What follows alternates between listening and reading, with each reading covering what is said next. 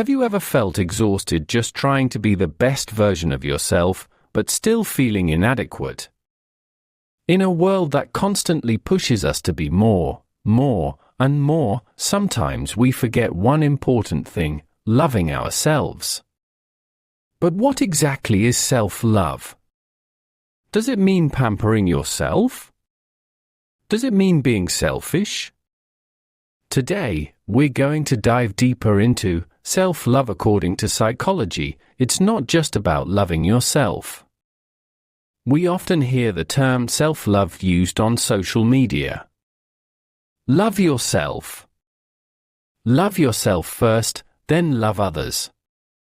However, in the world of psychology, self-love is much more complex. According to Dr. Kristin Neff, a researcher in the field of self-compassion, self-love is not just about liking yourself, but about recognizing your own worth, treating yourself with compassion, and accepting imperfection. Self-love includes self-awareness, self-compassion, self-esteem. Take responsibility for your own emotional and physical needs. It's not just affirmations in the mirror. It's not just buying expensive coffee after hard work. Self-love is a psychological process that requires awareness, honesty, and courage. Let's straighten out some myths that often come up. Myth 1: self-love is selfish. Fact 2: in fact, people who truly love themselves tend to be more able to love others without sacrificing themselves excessively. Myth 2: self-love means liking everything about yourself. Fact: self-love is not about liking everything about yourself, but accepting that you are still valuable even though you have flaws. Myth 3: self-love means always feeling happy. Fact: and sometimes, self-love means allowing yourself to be sad, cry, or feel disappointed, without judgment. We live in a society that is used to measuring value by results and appearance. Self-love is resistance to that external pressure. One concern that often comes up is, if I love myself too much, will I become narcissistic? The answer is no. Psychology makes a very clear distinction between self-love and narcissism. Self-love is to accept yourself humbly. Narcissism is overestimating oneself and ignoring others.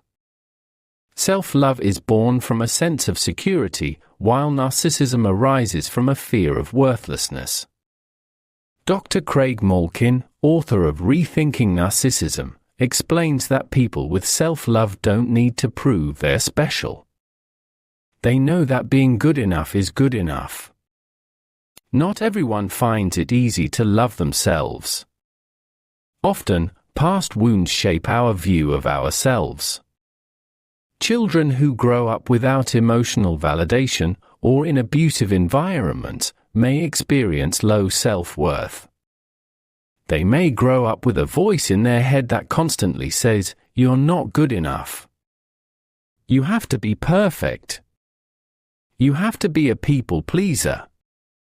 Self-love is a tough journey because we have to fight against beliefs that have been ingrained for a long time. But here's the good news: self-love can be learned. Self-love can grow, even from barren soil. Research shows that people who have healthy self-love experience lower stress levels, better interpersonal relationships, ability to make better decisions, more stable mental health. What happens in our brain? Self-love triggers an increase in the hormone oxytocin, a hormone that makes us feel safe and connected. People with self-compassion also show more stable activity in areas of the brain associated with emotional regulation. Self-love isn't just a spiritual concept or Instagram motivation. It has real biological and neurological basis. Okay, so how do you practice self-love? Here are some steps you can try. 1. Be aware of your inner critic. Listen to how you talk to yourself. Do you criticize more than you understand? 2. Practice self-compassion. Say things like, "It's normal for me to feel this way. I'm not alone. I'm in a process." 3. Write a self-awareness journal. Write down, how do you feel? What do you need today? Have you listened to your body? 4. Set healthy boundaries. Self-love also means being able to say no. It is not a rejection of others, but an acceptance of yourself.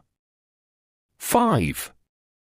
Practice mindfulness. Practicing full presence in the present moment allows us to be more accepting of ourselves without getting caught up in the past or worrying about the future. Self-love is not instant. It is like a muscle. It needs to be trained, sharpened, and maintained. If today you feel like you are not enough, remember, self-love is not a destination. It is a journey. Sometimes you will feel strong, sometimes fragile.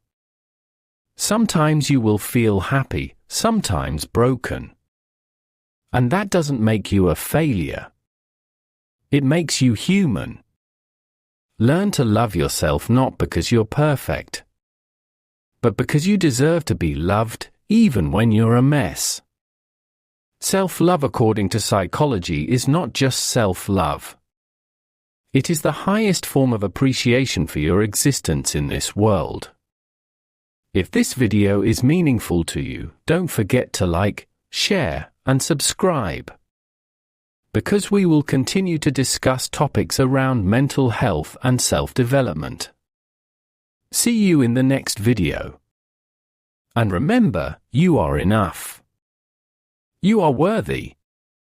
You are valuable.